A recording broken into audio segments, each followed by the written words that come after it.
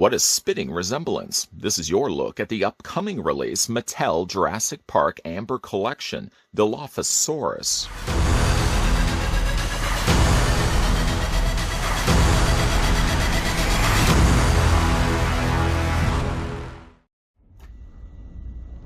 The iconic Dilophosaurus joins the 6-inch scale amber collection of figures featuring dinosaurs and characters seen in the original Jurassic Park movie. The Dilophosaurus features authentic movie details from its markings to its fanned neck, and even a shot of poison to recreate the jump scene with Dennis Nedry. Standing at around 5 inches tall and 10 inches wide, this articulated figure includes a stand and a base for display, interchangeable neck, and an East Dock sign accessory.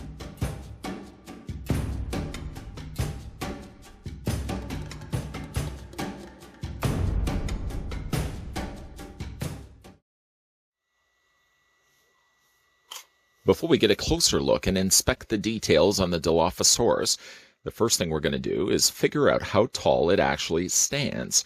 While I am getting those calculations in order, I'd like to also send a big thank you to the folks over at Entertainment Earth who provided this sample of the Dilophosaurus we're having a look at here. Entertainment Earth has this on pre-order currently with a release date of September 2020. So if you're in the market of picking up the Dilophosaurus for yourself or some of the other Jurassic Park Amber Collection figures and dinosaurs, you can head on over to Entertainment Earth. The height of the Dilophosaurus stands at 4.6 inches in height, and I'm going to switch that right now to centimeters. That calculates the dinosaur being roughly about 12 centimeters or 11.9 centimeters high. Switching that back to centimeters, or switching that back to inches, here we go. All right, let's go from tail to snout and stop the tape measure right here. There we go. And from the tail to the front of its nose, you're then looking at the dinosaur in length being 9.6 inches long. And again, switching that to centimeters, then you're looking at the Dilophosaurus being 24.5 centimeters in length. The dinosaur gets some pretty neat looking accessories. We'll have a look at those right now. As you probably can see already, the dinosaur has no problem whatsoever standing on its own.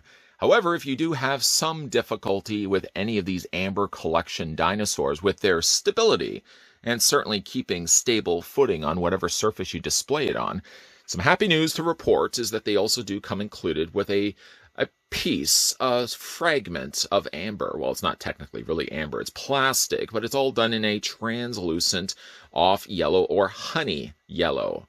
You can see there's a little logo down below there of the standard trademark Jurassic Park logo, which of course I think would change as the dinosaurs come out from the different subsequent movies. There is also an adjustable neck on the top here. This just basically attaches in place. There's a little hole there. Not so little, I would say. And then there's also a peg that fits into that. Now, there is 2 hinge joints. There is one at the bottom, which is quite considerably tight. I might find myself maybe loosening that, although it does look like there's no real means to loosen it. So you could probably just slowly just kind of wiggle that back and forth and free up the joint. There is actually a secondary one, a secondary knuckle joint along the top there. And that's going to connect on the underside of the Dilophosaurus. Simply just take the dinosaur and you flip it upside down. I mean, it's pretty straightforward as to whereabouts that's actually going to go. He's got a big, or she has a big giant hole on the underside of its belly. All you have to do really is just take the display stand. It doesn't really matter which way that you do it, but I kind of like to have the logo facing forward, and then just this plugs underneath. One of the benefits actually of having it on the stand, there's actually 2 of them, one of which it doesn't have any difficulty then standing, although you may want to have it a little bit lower so it actually looks like it's moving on land. The other neat thing about it, though, is you can also have them in running poses as well. This gives you some benefits, being the fact that they're on display stands. You can bring those legs forward, one leg back. There we go. I probably would do this more so perhaps with a raptor, but to kind of give you an idea that at least the display stand affords you some additional options when it comes to displaying and actually having the dinosaur looking like it's running. Though again, when it comes to Dilophosaurus, I'm probably not going to be doing that. I feel it makes more sense just to have it on its hind feet like this, and then either have it in this look, or the more desired look, have it with its fanned out fan, that of course he it squirts out at Nedry. It's actually interesting the way that they've done that. I'll show you guys that in a second as well. The other accessory comes included with, I keep wanting to say he, comes included also with a East Dock sign. And like in the movie, a clever touch that they did on their part was they actually had it so you can spin the arrow around, trying to figure out which way is the right way. Well, you know, obviously Dennis chooses the wrong way and crosses paths eventually here with the Dilophosaurus. Things I can tell you don't go all that well. It's plugged inside of a very rather shiny mud terrain. Now, it is a little on the shiny side, but I could also say, well, because it's raining, it would make some sense that the terrain would be of a more wet look. It's nice that they at least include this, and it certainly is a nice touch as well that they actually have a spinning sign. I really like that. Nice paint done to the top area there, indicating that you're wanting to head this direction to get to the boats or the pier. I don't know if you can actually see this, but there's some texturing that's actually done to the sign. It's not a smooth plastic at all. When you run your fingers across it, there's actually a little bit of texturing that they've done to the plastic. Nothing really on the back here, but certainly a lot going for the front. So those are the accessories. And then, of course, we'll have a look at the fin, and we'll have a look at a little bit of poison as well. The acid that, of course, that gets squirted outside. They are out of the Dilophosaurus's mouth. I suppose before we go ahead and do that, let's go ahead and just take the Dilophosaurus off the base. We're just going to put the base to the side for the time being because we really don't need that right now. Dilophosaurus has two distinct looks, as it does also in the film. One is with the more relaxed gilled fan that actually then just drapes to the side of its neck. It's rather effective the way they've actually done this. It's not a whole brand new head sculpt. All they've really done is they've added this extra additional appliance. So basically when you get it out of the packaging, the Dilophosaurus is already fanned out and ready to squirt its venom out. This was actually a separate piece. So when you do get it out of the packaging, I'm going to just pretend for the time being that there's a big crest here around its head.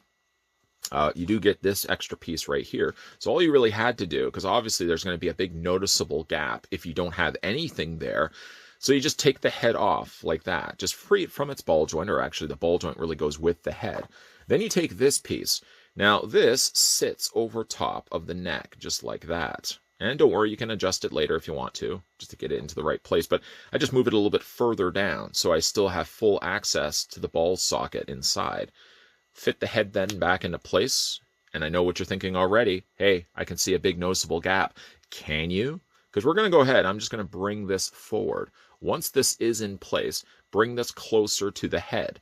Not only does it finish and fill in that gapped area, but it also does have it relaxed quite comfortably against the same length or same shape of the neck. That's a really nice touch. Now, this is just soft plastic. Some coloring that they've also added to the actual fins as well. There's some additional kind of a off pink salmon color that they've added in there as well. Generally quite clean up here, although the coloring, just because of the different material that they're using, seems like it's not quite the same green as the rest of the body. But other than that, that's just a really neat look to have it displayed like this. And then you can, of course, just keep the mouth closed if you want to. The mouth does open and close, so if you do want to actually have it shooting out, it can do that and pull that off. I did notice on the inside, and I didn't do all the best to clean this all out just so I could show you there's all these little fibrous remains of what I'm guessing to be is the paint on the teeth. Don't have it as much on the bottom, but I certainly noticed more of it along the top. You can just go in there with a pair of tweezers if you don't have small enough fingers and just kind of fish that all out. I just left it in there so I could show you that there was a little bit on mine. There may be a little bit on yours as well. Nice detailing overall on the dinosaur. Again, you pretty much get the same, not the same body, of course, as the other Dilophosaurus that we've gotten in the past, because this one does have the enhanced sculpting, the enhanced paint, and most definitely the additional articulation that some of the more basic class dinosaurs didn't actually possess. Again, going back to the face sculpt there, really happy with how this one turned out. It's not quite black. In fact, it's actually even a very dark purple-based gray. And then they've outlined that ear in white with, of course, the very large peering peeper looking right at you. I probably would be staying clear. We've already looked at the mouth, but the mouth does open and close. There's the very noticeable hole on the inside that will, of course, house the venom that will just sit inside its mouth. Now, this is an effect pulled off better I feel, by adding the additional fanned fin around the side of its head, but just to show you what it looks like if you want to go without it. Of course, it doesn't make much sense if you go without it. Just put that to the side. We will revisit that in a second. Again, you got some really nice detailing on the side of the body, or on the main body. I can't help but notice, and I'd have to go back and watch the film part again, in which, of course, Nedry comes across the Dilophosaurus. But it seems like the area around its face isn't quite the same color as it is for the rest of the body. The body has a much more noticeably dark shade to the one that's on its face. Again, I would have to probably go back and check the source material to see if, in fact, the Dilophosaurus has more darker colors on the printing here on its body than it does actually on its face itself. Obviously, most people aren't going to be probably displaying their Dilophosaurus like this. They're instead probably going to be displaying it like this. It comes included also with its fanned crest, of course, to alert predators perhaps to stay clear of it. But of course, some of us don't take heedful advice and instead have to get sprayed in the face. Oh, can't imagine that would be very pleasant. As you can see, it's very nicely painted on the one side, done in yellows, off yellows with white, some additional white on the outlines here, and some darker, kind of that darker salmon pink as well. There's obviously only one way that you're going to be able to be on putting it on the dinosaur. And you really want to be putting it on this way. It matches and follows the same shape, as you can see there, as the one that has the relaxed little fan on the bottom here. So just to go ahead and remove that, we're going to take the head off. You've already seen how this is done. Just remove that like so. Slide this right off the neck, and then go ahead and just revisit everything we've done, or what would have been the case when you first got this out of the packaging. Then go ahead and take the ball joint again, fit that into the socket section, and then just go back and adjust accordingly until, again, everything's lined up. This is probably going to be the route that most people, I think, go when it comes to displaying the Dilophosaurus. Sure, it's nice to get the fact that they get the extra piece thrown in there as well, that you can go with the two distinct looks, but, I mean, let's face facts. If you're going to be picking this up for yourself, I know perhaps I shouldn't be speaking for everybody, but I know for myself, I'm most definitely going to be displaying the Dilophosaurus as you see right now. Then, of course, you can go in there and open up the mouth once again. Take the venom, as you can see there.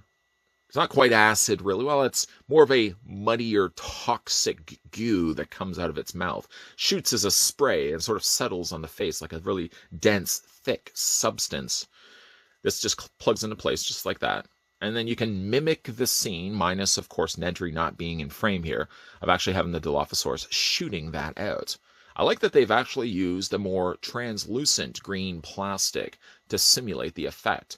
Yes, it could have been even more exaggerated by having little mist sides on this, obviously on the side, but I think that would have added some additional just bulk to it. They kept it pretty streamlined, and I think that works better for the dinosaur. So there's that. We're going to just remove that for the time being. For the Dilophosaurus's articulation, it has quite a bit considering the head rotates back and forth. Now, some of it will be hindered by the fact it does have the fan on the back there. If the crest at least can go with the head, which is sort of does stay a bit out of the way, you may find yourself wanting just to kind of move this back a little bit so you have full clearance to rotate the head back and forth if you wanted to. It goes up, it goes down, and it rocks back and forth. The look I prefer to have is slightly on an angle, but I guess that works a little bit better when you've got the relaxed crest sitting against its neck. More just curious than anything else, until finally it wants to sink down and bite into its prey. The mouth is open and closed, very nicely done there as well. Then, of course, when you get to the neck does have its own independent ball joint. The tail has its own independent ball joint. To note as well, this whole tail feels like it's a softer plastic, right down to the base where it actually attaches by that ball joint. This feels like it's all soft plastic. I like that. It doesn't have a wire frame, though. I thought perhaps there was a separate joint on the end, but it's just this little nick that they added into the plastic. I think it's more of an imperfection than anything else. But there's no wire frame. It's, like I said, it's just a soft, rubbery tail. Then for the arms hinge out on their own independent pin and hinge joint. And that rotates the arms all the way around. They can forward hinge, and they can move back and forth this way as well. Bend at the elbow also does rotate. I don't know if you would still class it as an elbow on a dinosaur, but we're going to go ahead and go with that anyways. Hands rotate all the way around. And they also hinge up and down. Nice touch there. Nice detailing also done on the finger, the little claws as well. Legs hinge back and forth. They can also hinge out. Bend at the hind knee or the knee area of the foot. The hind leg or the ankle area has 2 additional pivot points. So that hinges back and forth this way, and it does also have foot articulation, basically doing the exact same thing.